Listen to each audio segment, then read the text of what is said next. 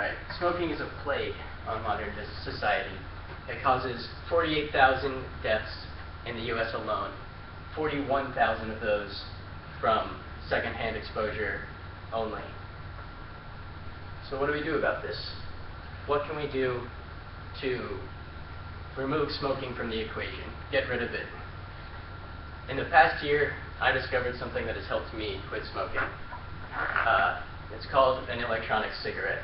Many of you have probably heard of these, but you don't know what they are. You probably have a lot of questions. How do they work? What do they make? What is that vapor made of? Are they dangerous? Do they actually help people? So these are the three main questions that I would like to address. Do they work? How do they work? What do they make? And do they actually help people? So first things first. How do they work? This is fairly complex looking on what it actually is and what they do, but I'm going to address the two main portions of it, the battery and the atomizer. So first, the atomizer. This is the part that actually turns the e-liquid or e-juice into vapor. There are many different kinds. There are tanks, there are refillable tanks, there are refillable drippers or dripping tanks, but all of them have three main components that they share. They have a tank, a wick, and a coil. The tank holds the liquid so that you don't have to keep continually applying liquid to the wicks or the coils. The wicks carry the liquid from the tanks to the coils.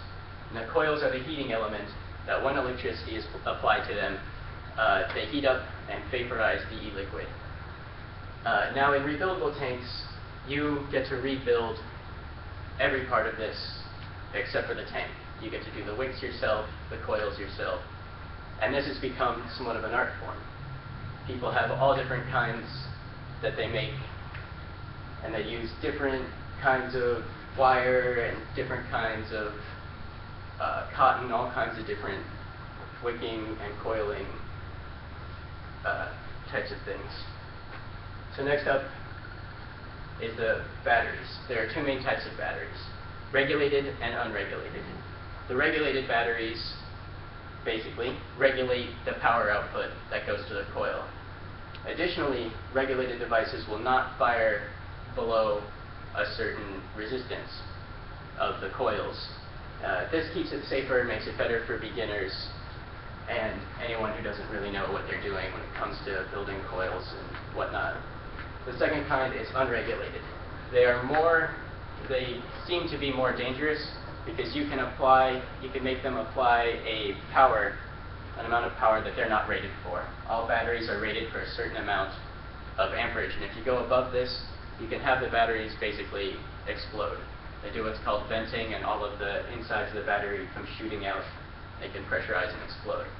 However, this has never caused any serious injuries or property damage that I've found. All of the property damage and injuries I've found come from the regulated e-cigs being poorly made or using the wrong charger, etc. So what's inside them? What do they make? These e-liquids, what are they made from? And what happens when you heat them up? All juices are made from these four main components. They're made from propylene glycol, vegetable glycerin, natural and artificial flavors, and the main event, nicotine. Almost all websites where you buy e-juice or e-liquid will show you the ingredients list, what they're made, what they have in them. And some, such as this brand up here called Ballistic Vapor, they go so far as to put the actual ingredients on every bottle.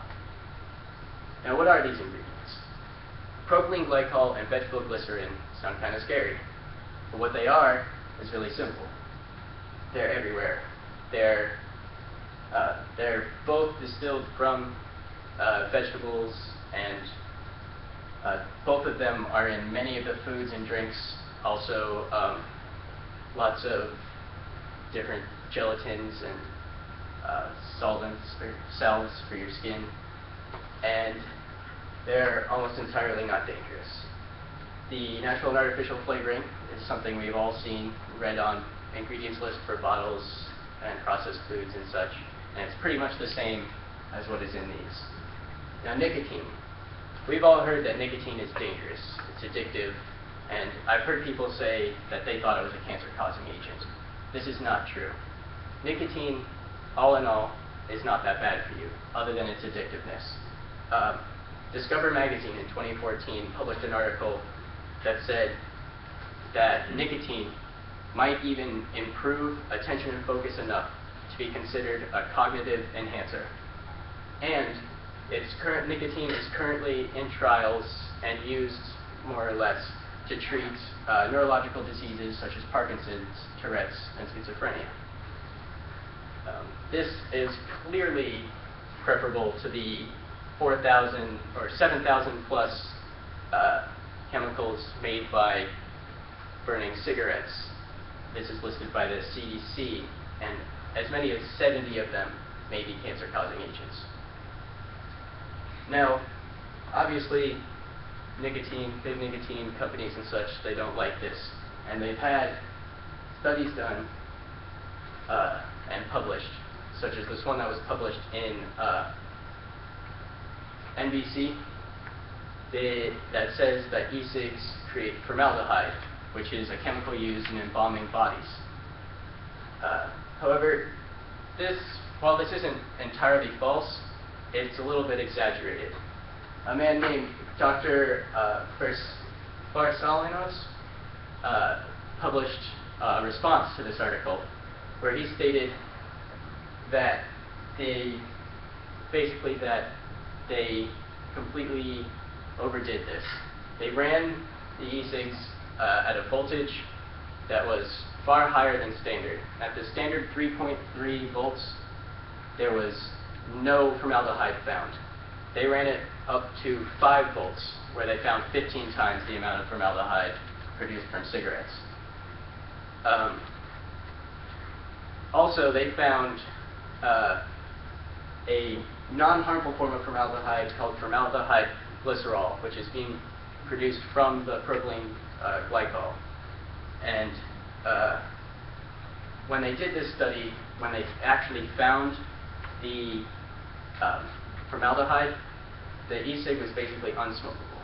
Nobody at that level, nobody could smoke an e-cig at that level. It would just be too harsh and too disgusting. So, do they help? Personally, I think they help. When I first picked one up, I was a half a pack a day smoker. I thought I didn't need to quit. Half a pack a day is not that bad. You hear all these stories about pack a days, 2 pack a days, and my friend gave me his and let me try it, and I got addicted. I started spending money all the time, and I quit. Completely dropped my cigarettes in the next 3 months. But because they're new, there are not very many studies that show any amount of confidence that they actually help a large number of people grow. 622 participants was the number in Dr. McRobbie's study. That's not very high when you look at other studies and the number of people in the world and the number of people that smoke. It's just not high enough to produce any kind of confidence level. And because they're so new, there are no studies on the long-term effects of these e-cigarettes or their side effects. However, very recently, October 2014, the International Journal of Environmental Research and Public Health published a study that second-gen e-cigs, the newer e-cigs, just came out. They have helped a large number of people to quit or significantly reduce how many cigarettes they smoke in as few as 6 months. I gave this its own slide because to me this was a really exciting study when it came out. It was the first study that had any level of confidence to say that e-cigs do help people quit smoking. So, to conclude, now that we know how e-cigs work, We know what they produce, and we have seen that they do appear to help people. What does everybody think? Do we think that it helps? Do we not think that it helps? I'll tell you what I think. I think smoking is dead. I think vaping is the future. And I think the future is now. Thank you very much.